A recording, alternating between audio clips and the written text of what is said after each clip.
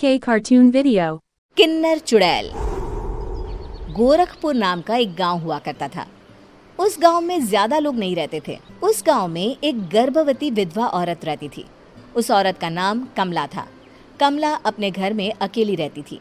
उसके पति की सारी जायदाद उसके नाम हो गई थी, पर सभी गांव वाले उस औरत को मनहूस औरत समझा करते थे और सभी उससे नफरत किया करते थे।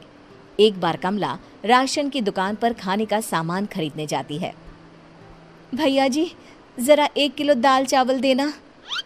अरे हाय हाय हाय हाय हाय हाय! अरे मनहूस औरत, मेरी दुकान में अपशुगन करवाने आ गई क्या? हैं? चल जा यहाँ से। मैं कुछ नहीं देने वाला हूँ तुझे।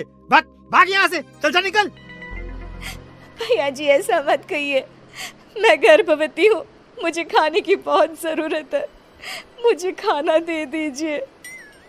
दुकानदार कमला को वहां से धक्के मारकर भगा देता है।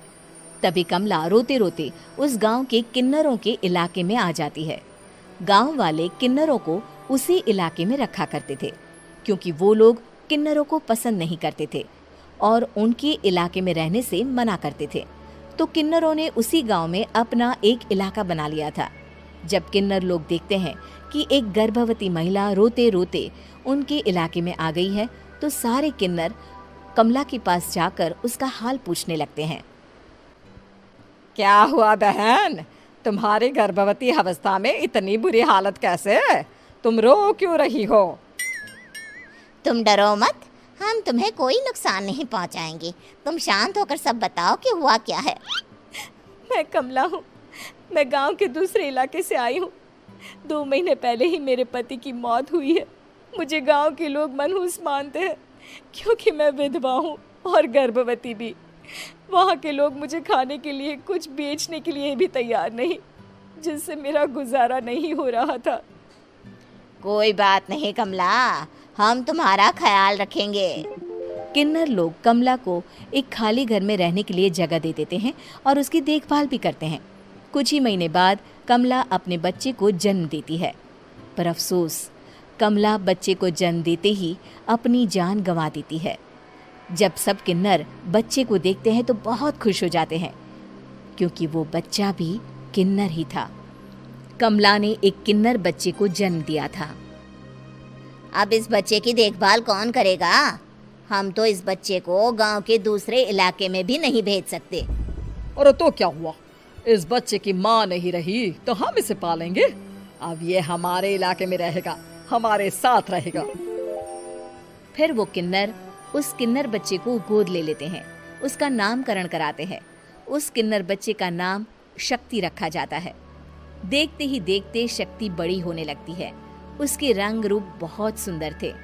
वो बहुत सुंदर किन्नर दिखती है। एक दिन शक्ति एक किन्नर से पूछती है, माँ जी सुनिए ना, ये गांव के दूसरे इलाके में भी तो लोग रहते हैं, तो हम वहाँ क्यों नहीं जाते?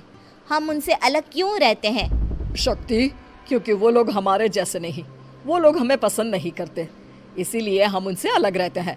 क्यों? वो हमें क्यों पसंद नहीं करते? मुझे एक बार उस इलाके में जाना है। मैं एक बार वहाँ जाकर घूम कर आऊँ। शक्ति, खबरदार, जो तू उस इलाके में कभी भी गई तो अपनी जान नहीं गंवाना चाहती तो उस इलाके में कभी कदम भी नहीं रखेगी, समझी? इतना कहकर वो किन्नर वहाँ से चली जाती है। शक्ति उस किन्नर की बात सुनकर बहुत रोती है। माँ जी, ऐसा कैसे कह सकती हैं? उन्होंने इतनी सी बात के लिए मुझे इतना डांटा। अब तो मैं उस इलाके में ज़रूर जाऊंगी। फिर एक दिन शक्ति गांव के दूसरे इलाके में चुपके से जाती है। ये लोग तो हमारे जैसे ही इंसान हैं, तो ये हमसे नफरत क्यों करते हैं? जब शक्ति उस इलाके में पहुंचती है तो गांव के सारे आदमी उसके रूप से मोहित हो जाते हैं। वो लोग ये अंदाज़ा नहीं लगा पाते कि वो किन्नर है। शक्ति की सुंदरता देखकर सारे गांव वाले उसकी तारीफ करने लगते हैं। तभी गांव का चक्कर लगाने गांव के जमींदार का बेटा हर्ष वहां पहुंचता है। हर्ष भी दिखने में बहुत सुंदर होता है। जब हर्ष ने शक्ति को देखा तो वो भी उससे मोहित हो गया, और जब शक्ति की नज़र हर्ष पर पड़ी तो वो हर्ष को देखकर मोहित हो गई। आपको पहले कभी इस गांव में देखा नहीं। इस गांव में आप नए हैं क्या? जी नहीं, वो मैं बस।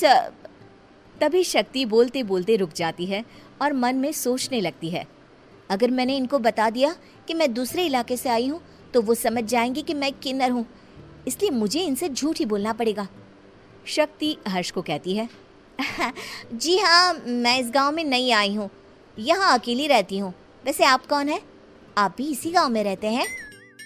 जी हाँ, मैं इस गांव के जमींदार का बेटा हूँ। आपको किसी भी चीज की जरूरत पड़े तो आप मुझे बता देना, मुझे अच्छा लगेगा।